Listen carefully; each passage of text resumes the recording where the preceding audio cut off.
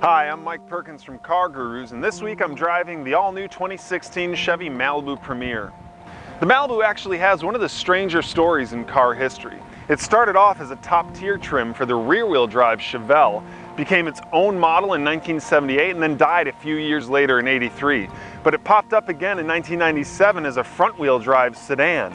And while it still bears the name of that iconic American beachside city, since 2013 the Malibu has actually been sold and marketed worldwide.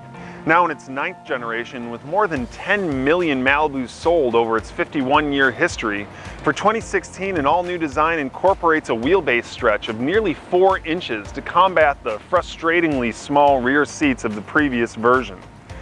Chevrolet also says that it's managed to drop nearly 300 pounds from its curb weight, and it's added 2 sporty new engines to add a bit of economy in this very, very competitive midsize segment.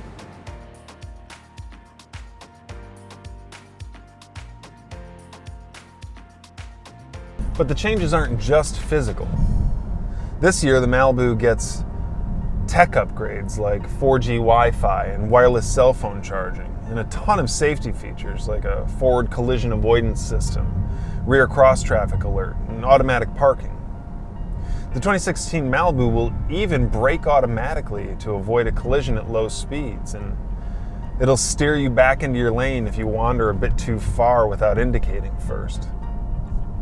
It's a little unnerving when it fights your hand, especially when lines in the road make it think that you're wandering out of your lane when you're really not, but my guess is I'd be really glad it's there the first time that I veered a little too far when checking over my shoulder to prepare to pass.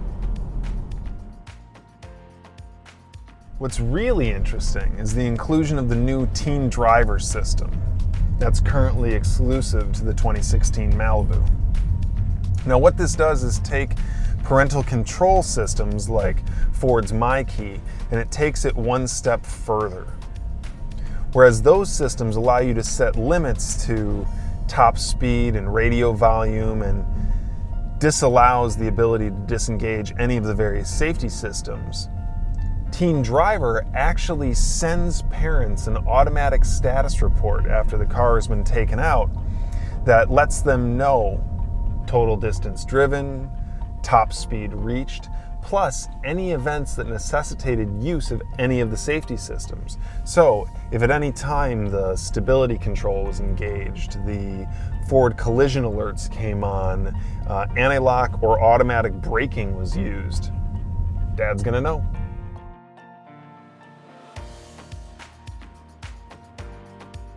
And unlike some competitors' offerings, the Malibu comes standard with Apple CarPlay and Android Auto, although we've been unable to get it to work.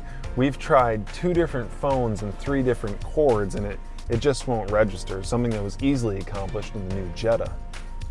Also, while these systems come standard with the Premier trim on the LS and the LT, it's not even available on the base L trim. It's the same with the 4G Wi-Fi.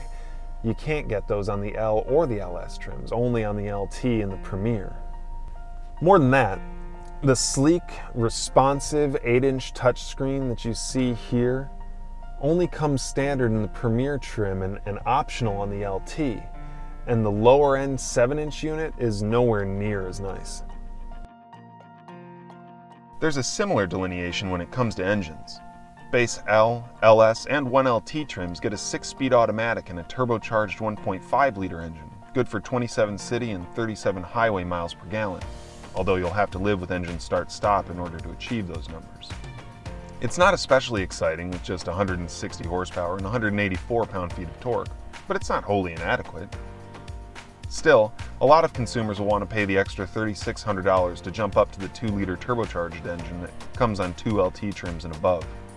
With that, you'll get an impressive 250 horsepower and 260 pound-feet of torque.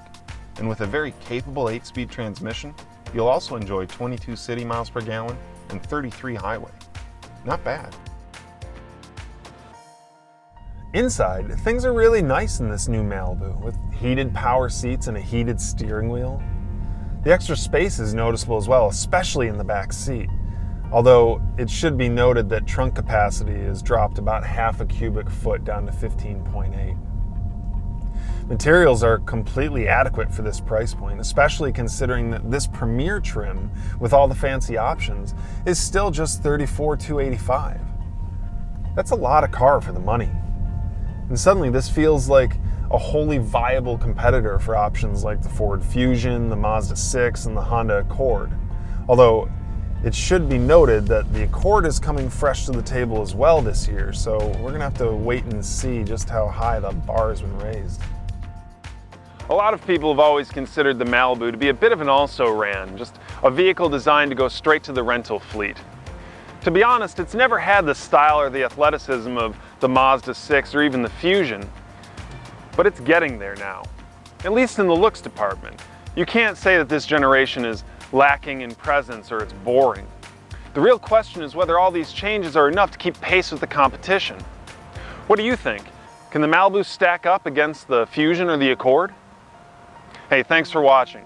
Don't forget to subscribe and click the link in the description so you can head over to CarGurus.com and read my full review of the 2016 Chevy Malibu.